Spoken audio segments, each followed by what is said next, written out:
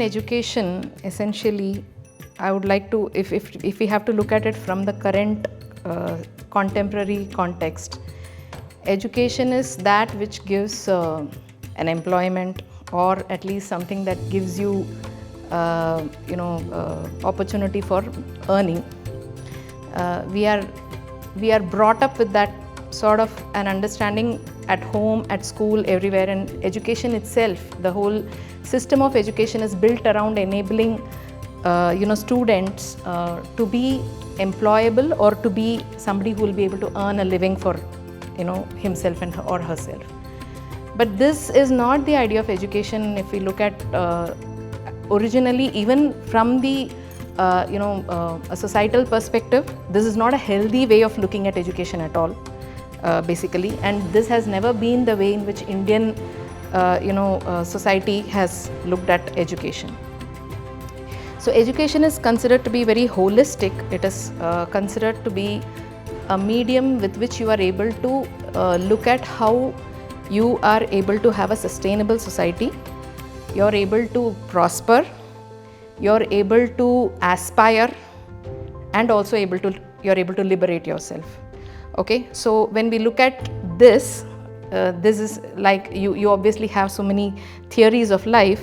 We call it as Purushartha theory, where you have this scope to have a holistic life for yourself, create a sustainable society in which you are able to live, which is called as the aspect of dharma, prosper for yourself as well as for the society, which is the aspect of artha, and aspire for higher things in your life and set goals for you to achieve at your own personal level and the societal level, that is kama, and liberate yourself by not being attached to any of this from a very personal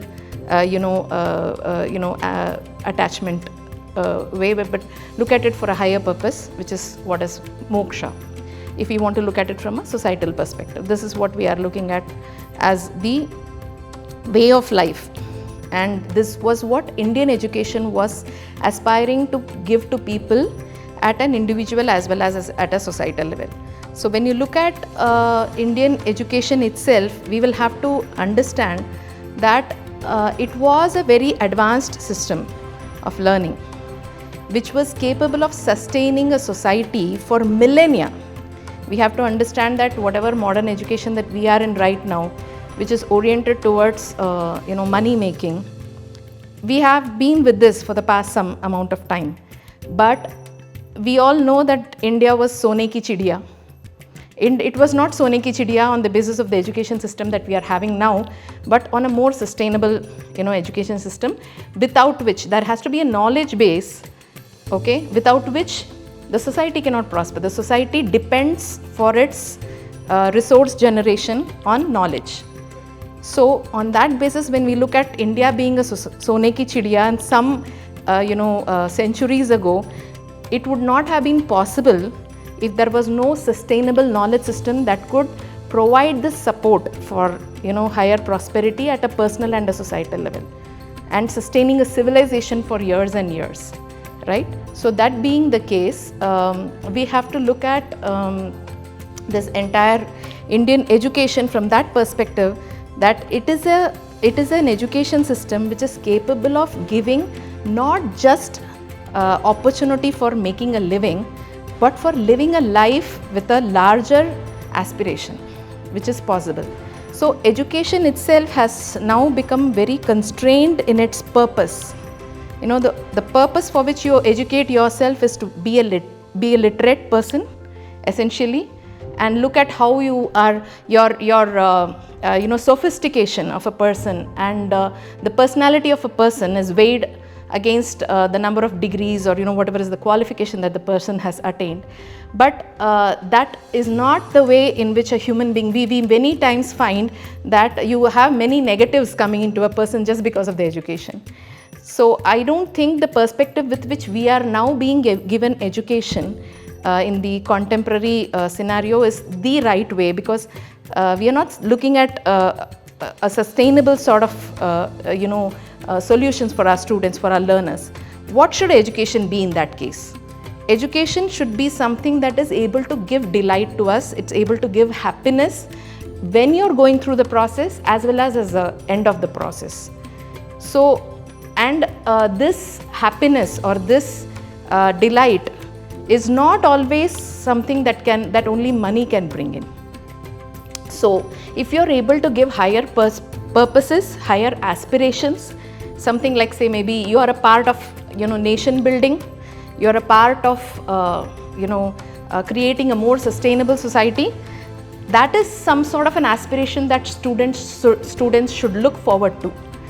Because as young, people, being the youth of the youth community, they have the strength, they have the inspiration if we show them what to aspire for, and they also have the capacity to achieve it. They have the longevity also to achieve it. So I think unless and until we bring in this understanding of education is something that should be able to provide you with the opportunity of exploring your full potential. Earning money is really not the problem. It's not so difficult to earn money. But the very idea of without education, without a qualification, you are nowhere is creating this, sort of a mythical situation. It's a very mythical situation wherein you are put into an idea that without, earning opportunity, you're gone for. We need to understand that artha is only one of the purusharthas, while there are others which are, more fulfilling when you achieve them. So money will definitely come in, we are not discounting that, but this was possible for us to achieve in our Indian education system. Now, how do we approach the knowledge systems which were able to give us with this sort of, aspirational life? Is that like how you learn everything in English these days? There are English medium schools, you're taught English from a very young age, or maybe vernacular medium schools. So language is a medium, and Sanskrit is a very powerful language medium which allows you to explore these knowledge resources which are capable of giving you that wider perspective about education and about life. So in that sense, when we provide the students with a language which allows them to explore knowledge that can create civilizational stability and sustainability, then I think we are giving them a very good, very useful tool of utility. So of course we can go with translations which are very far and few. When we compare to the kind of knowledge resources we have had in lakhs and crores, we see that we have hardly scratched the surface that we have in the Indian knowledge systems right now, with the kind of translational works or editable works or publishing or whatever we have done. If we have the opportunity to deep dive, we will definitely able to bring out many more pearls. The thing is, wonderfully what is possible with Indian knowledge systems is they can be very nicely complemented with the current education system also. It is not difficult because the idea of contemporarity is very much there in the Indian knowledge system since a very, very long time. You will not find any knowledge system which has the length of time which had commentaries, debates, dialectics which kept updating the knowledge system from time to time.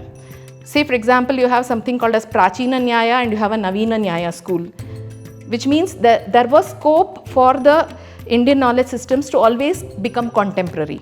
So this is an element which is intrinsically available in the Indian knowledge systems, which is why it is easy to complement it with the current even the contemporary education system.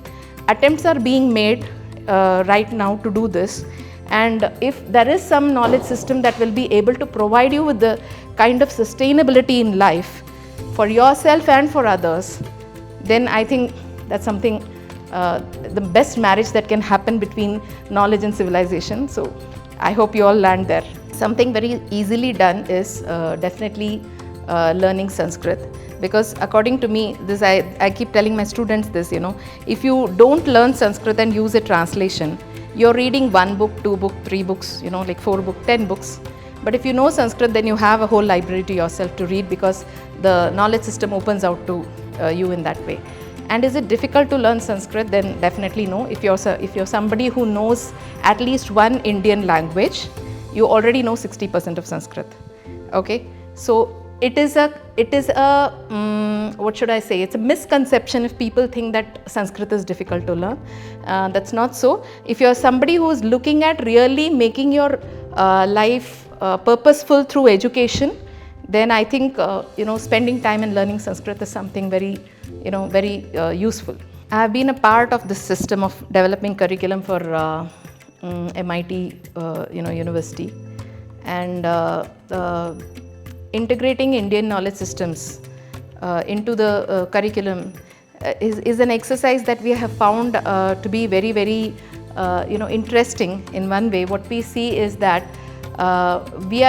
when we integrate the Indian knowledge systems into the existing knowledge systems, what we are looking at is not just creating a knowledge discipline that has got specific area of knowledge into it. Because of the holistic nature of the Indian knowledge systems, you tend to integrate into it many more aspects beyond just the knowledge discipline itself. For example, ethics. If you want to even look at some aspect of, because if we look at the Indian knowledge systems, why do I have to learn Ayurveda? They will say Sharira Madhyam Khalu Dharma Sadhanam. So for the sake of dharma, why should I go in for learning something like Dhanur Vidya? It's because you should, or Artha Shastra. It's because you will be able to bring in a dharma based shasana, governance into your life. Why do you need leadership? Dharma. Why do you need to have any particular aesthetic vidya? Why do you need literature? Everywhere you can see that the aspect of ethics is embedded into each and every knowledge system, which easily gets embedded. Your value education, particularly for teachers who are now looking into how to integrate value education into our education system, right, which is a very big question for them, because they are seeing that students are not able to balance their lives. They don't know where they are going, what is happening, they don't know what is good for them at this point in time. Are we able to provide them with the right sense of viveka, discrimination? Are they able to be good judges of what is good and bad, which is also something that they should be able to learn from somewhere, and they spend the maximum amount of time in their educational institutions. So when we see that all these aspects, aesthetic aspects, ethical aspects, scientific aspects, the framework of knowledge itself is quite scientific, and so the scientific aspects, spiritual aspects, when we look at a person, we need to understand that there is no happiness in just growing or prospering in one area of one's personality. You have to have a holistic, you want to be happy emotionally, you want to be happy intellectually, you want to be happy economically, you want to be happy societally, wherever you're living, you want to be happy in that space. So when we look at education being a channel of providing you with this knowledge, then I think you're giving them holistic education. So at least I know of MIT Vishwaprayag, where they are attempting at creating a curriculum which is able to integrate these aspects into whichever knowledge discipline they are taking up for creating a curriculum, and I think that's very cool.